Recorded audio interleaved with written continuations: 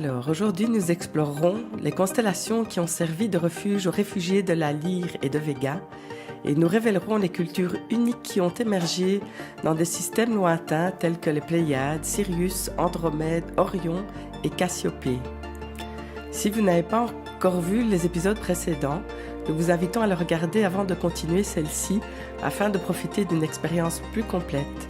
Les liens vont s'afficher dans le coin droit de votre écran et vous les retrouverez également dans la description. Nous vous souhaitons une bonne écoute. N'oubliez pas de liker, partager et de vous abonner pour ne rien manquer.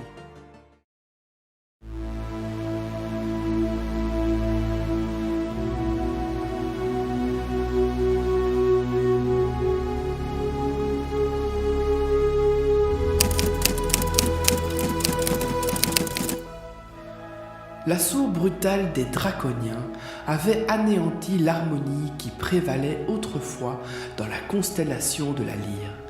Les Lyriens, désormais réduits à l'état de fugitifs, se voyaient contraints d'évacuer les rescapés de leur monde ravagé. Ils s'enfouillaient de leur système solaire, tels des étincelles dispersées dans l'immensité obscurcie de l'espace. Dans cette fuite désespérée, ces âmes égarées furent contraintes de forger des armes, car la guerre avait rattrapé la paix qu'ils chérissaient tant. Sur la route de l'Exode, les Lyriens ont traversé la galaxie, cherchant la sécurité loin de la menace draconienne. Leur voyage les a amenés à des systèmes accueillants, comme ceux de Cygnus, Cassiopée et d'Hercule, où des communautés interstellaires leur ont offert refuge et ressources. Ces alliances formées dans l'urgence ont été essentielles pour leur survie. Parmi ces havres de paix, la constellation du Cygne émergeait comme une balise d'espoir. À l'ombre de Deneb, l'étoile la plus brillante, connue dans les annales de la mythologie comme un phare de légende, les Lyriens ont trouvé un refuge temporaire. Et là, au sein du triangle céleste de l'été, où Vega et Altaïr unissent leur lumière à celle de Deneb, les Lyriens ont établi une nouvelle base. Depuis le cœur palpitant de notre galaxie, des entités d'une dimension supérieure ont orchestré la création de havres de paix. Situés dans les constellations du Cygne et de Cassiopée, ces haltes interstellaires accueillirent les réfugiés épuisés de la Lyre et de Vega.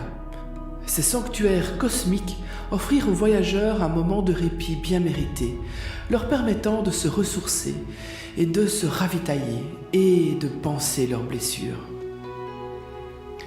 Des refuges analogues se dressent fièrement dans les secteurs d'Hercule et sur Vulpecula, le petit renard céleste, tout comme dans l'immensité de Cassiopée. Cette dernière, baptisée en l'honneur de la reine de la mythologie grecque, se distingue facilement dans le ciel septentrional par sa forme caractéristique en W.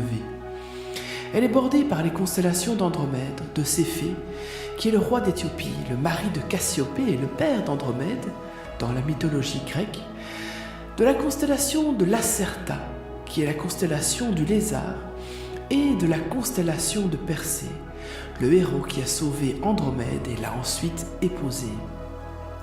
Mais laissons les mythes anciens pour nous concentrer sur Cassiopée. Aujourd'hui, ce n'est plus seulement la légende qui lui confère son importance, mais son rôle vital en tant que balise pour les Lyriens.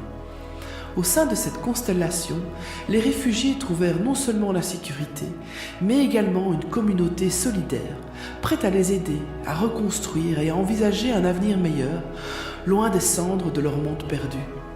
Sur Cassiopée, ils rencontrèrent des individus aux allures de félins majestueux qui ont échappé au conflit avec les Draconiens.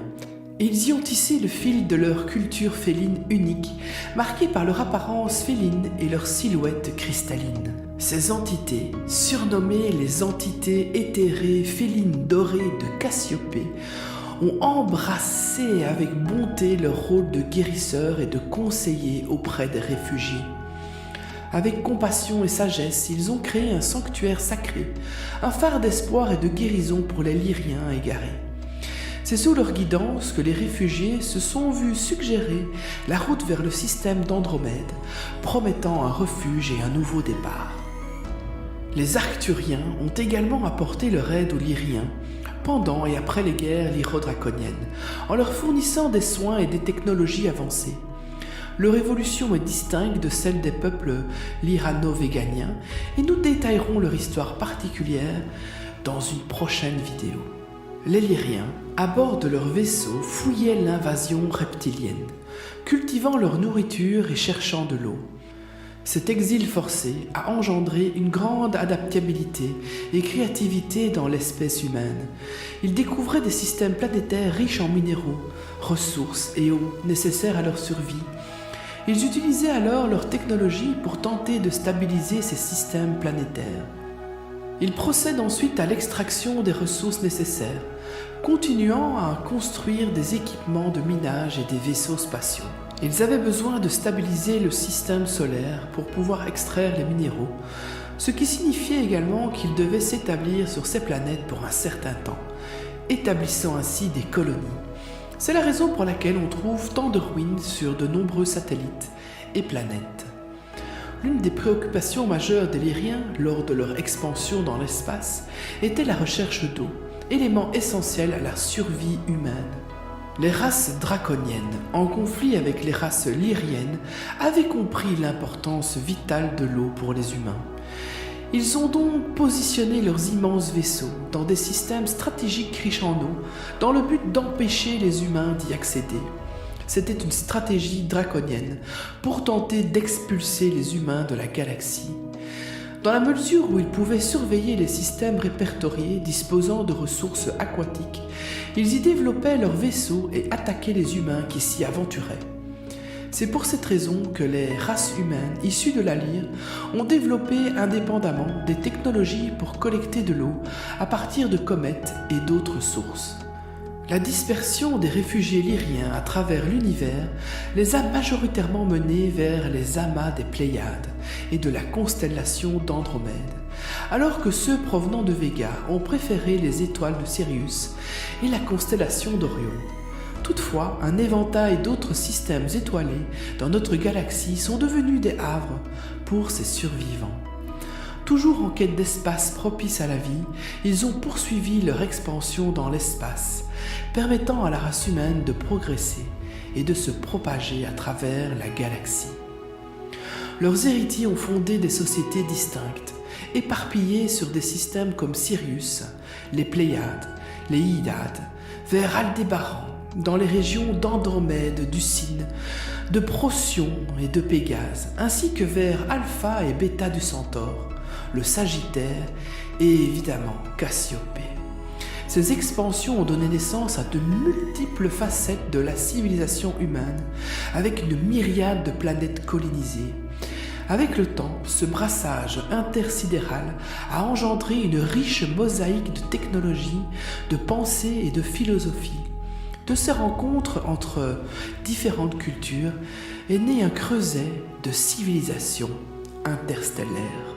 Mais ceci est la suite de notre histoire.